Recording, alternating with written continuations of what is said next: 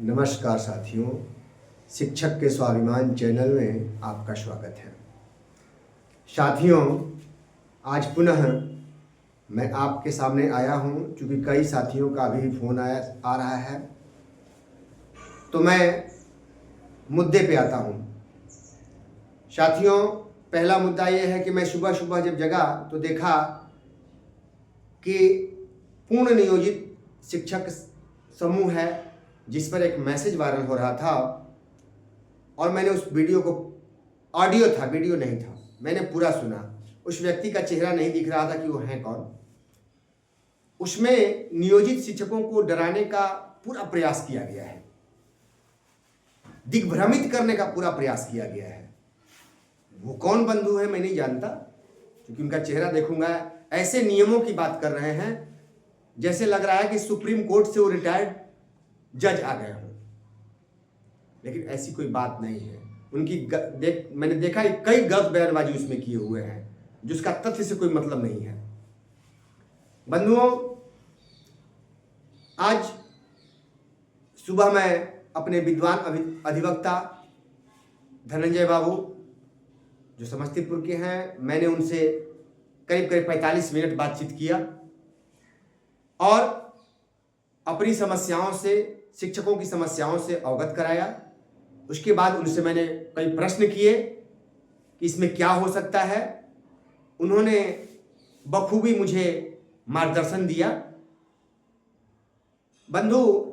कई बंधु जो सशंकित हैं, उनको डराया जा रहा है कि एक दिन सरकार नियोजित को खत्म कर देगी, अपने आप चले जाएंगे। जैसा कि वीडियो ऑडियो में सब वायरल हो रहा है कि मुट्ठी भर लोग हैं, ये नियोजित मुट्ठी भर बचेंगे, उनको सरकार मसल देगी। अरे भाई, हम आलू हैं जो हमको मसल के चोखा बना दीजिएगा? मुट्ठी भर कभी नहीं सोचिए। मुट्ठी भर लोग, आज मुट्ठी भर वैज्ञानिक हैं जो चंद्रमा पे पहुंच गए हैं। आप मुट्ठी भर की बात करते हो, आज चंद्रमा पे पहुंच गए।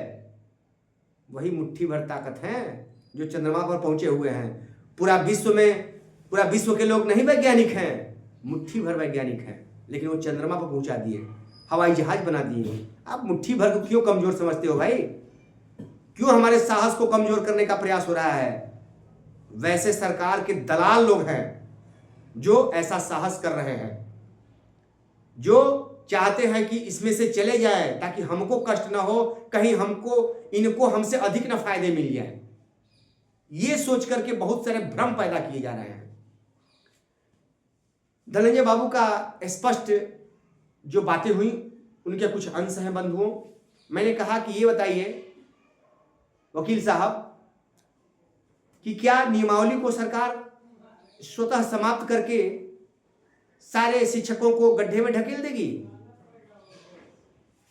उन्होंने जवाब दिया कि ऐसा नहीं हो सकता है। सरकार नियमावली को अगर समाप्त करेगी तो सारे शिक्षकों को नियोजित से हटाकर मर्ज करना पड़ेगा राज्यकर्मी में। वो भी अगर आप जाना चाहते हैं तो हाई कोर्ट ने स्पष्ट कहा है कि आप एक भी शिक्षक अगर नियमावली में बचा रहेगा तब तक ये नियमावली लागू रहेगी। एक भी शिक्षक अगर बचा रहता है तो नियमावली उनके ऊपर लागू होगी। जब इसमें शिक्षक नहीं रहेंगे, रिटायर हो जाएंगे या जो भी होंगे, तब ये नियमावली स्वतः समाप्त हो जाएगी। ये कोर्ट, न्यायालय ने कहा है, लेकिन इसकी व्याख्या बंधु अलग ही कर रहे हैं।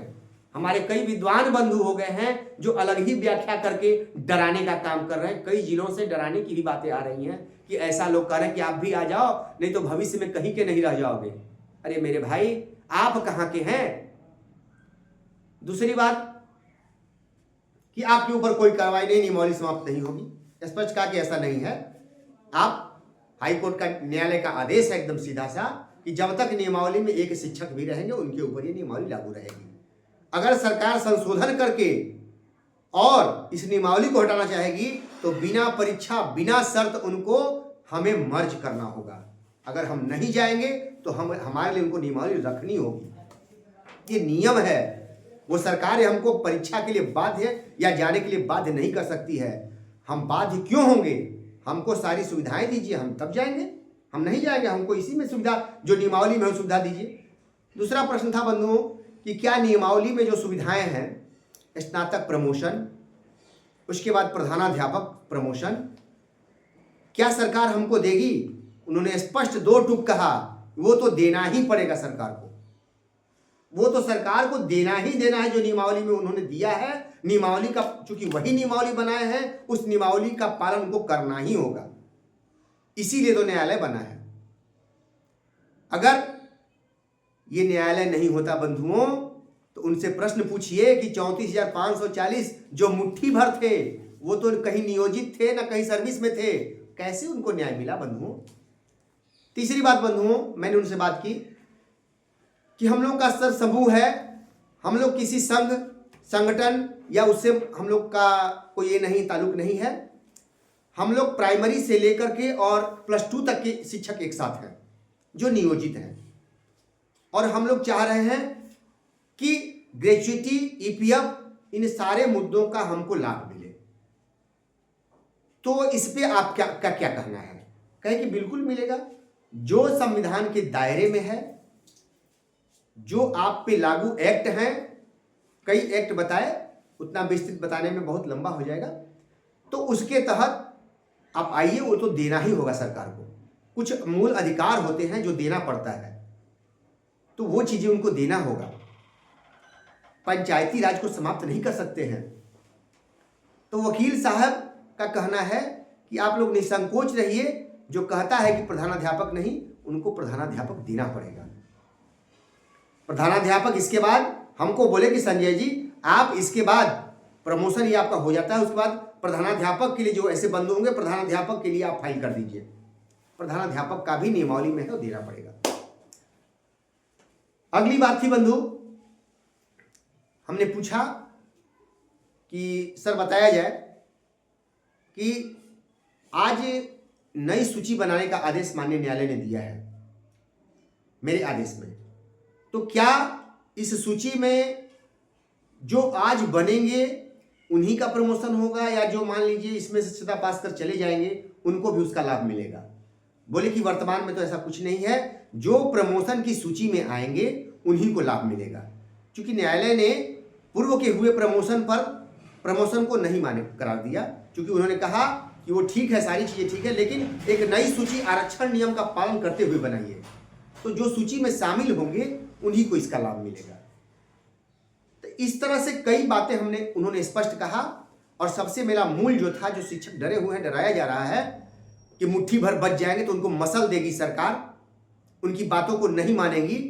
तो जो हमारी नियमावली है, नियमावली के अंदर है दोस्तों, वो नियमावली हमारे ऊपर लागू रहेगी, उसको कोई छेड़ नहीं सकता है। और न्यायालय अगर नहीं होता तो हम समझते कि बहुत कुछ कार्रवाई हो सकती थी, लेकिन न्यायालय बंधुओं है, वो कानून का पालन करवाने के लिए ही है। अगर ऐसा नहीं होगा तब तो फिर राजतंत्र हो जाएगा, तो फिर इस संविधान का मतलब ही समाप्त हो जाएगा बंधुओं। फिर क्या मतलब न्यायालय और संविधान का रह जाएगा? आप हमारे कई भाई विद्वान हैं। और दूसरी बातें हैं, ऐसी भ्रामक जो ऑडियो वीडियो हैं बंधुओं, एक बार आप अध्ययन करके ही ग्रुपों में डालिए, या आप YouTube से उठाकर सीधे ग्रुप में नहीं डालिए, क्योंकि उससे कई लोग प्रभावित होते हैं। तो एक बार अपने विद्वान भाइयों से, अपने साथियों से समझ बूझ करके ही उनको ग्रुपों में डालें। ऐसे ऑडियो को जिसमें कि तथ्यहीन बातें कही जा रही हैं, जो कोई मतलब नहीं निकलता है, उनका डराया जा रहा है, वैसी चीजों को मत कीजिए। आपसे मेरा रिक्वेस्ट है बंधुओं। फिर आगे हम लोग इस पे मिलेंगे, बैठक होगी, बातें होंगी।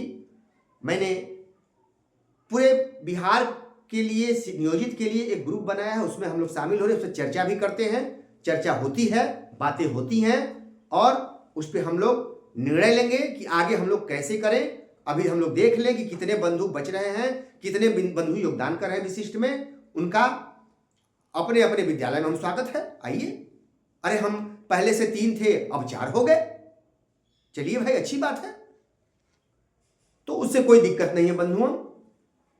और बंधु, मैं हमेशा अपने भाइयों के उत्साहवर्धन के लिए, बहनों के उत्साहवर्धन के लिए हमेशा कविताएं लिखता रहता हूं। चूंकि आज़ादी में भी कविताओं का योगदान था, तो मैंने एक कविता लिखा है जिसपे अभी हम प्रकाश डालते हैं। बंधु, वो कविता क्या है? हम रहेंगे नियोजित, हम रहेंगे नियोजित, धोखा नहीं खाएंगे। हम रहेंगे नियोजित, अरे धोखा नहीं खाएंगे। हम रहेंगे नियोजित, धोखा नहीं खाएंगे।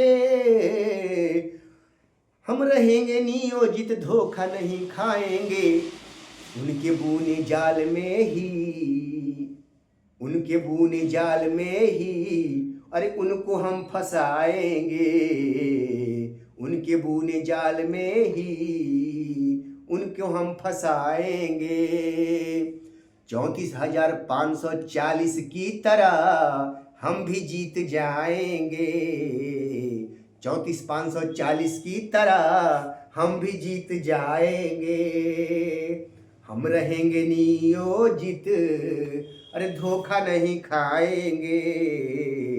हम रहेंगे नियोजित, अब धोखा नहीं खाएंगे।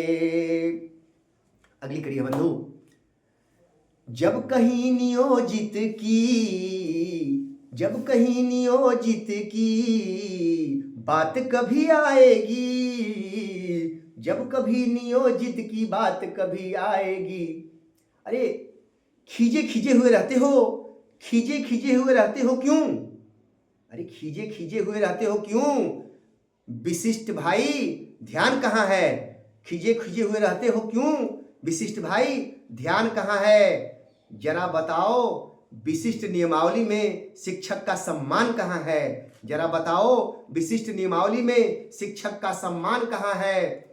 हमें भुला दो, हमें भुला दो, मगर ये तो याद ही होगा। हमें भुला दो, मगर ये तो याद ही होगा कि हमारा जन्म स्थान कहाँ है। हमें भुला दो, हमें भुला दो, मगर ये तो याद ही होगा कि हमारा जन्म स्थान कहाँ है। जब जब कहीं नियोजित की बात कभी आएगी, जब कभी नियोजित की बात कभी आएगी। साथ रहे अरे साथ रहे एक एक पल, अरे साथ रहे एक एक पल, याद बहुत आएंगे। साथ रहे एक एक पल, याद बहुत आएंगे। हम रहेंगे नियोजित, अब धोखा नहीं खाएंगे। हम रहेंगे नियोजित, अब धोखा नहीं खाएंगे। 34,540 की तरह अरे हम भी जीत जाएंगे। 34,540 की तरह हम भी जीत जाएंगे। नमस्कार साथियों, फिर अगली कड़ी में ऐसे ही आपके उत्साहवर्धन करते हुए हम आएंगे, निश्चित आएंगे। नमस्कार साथियों।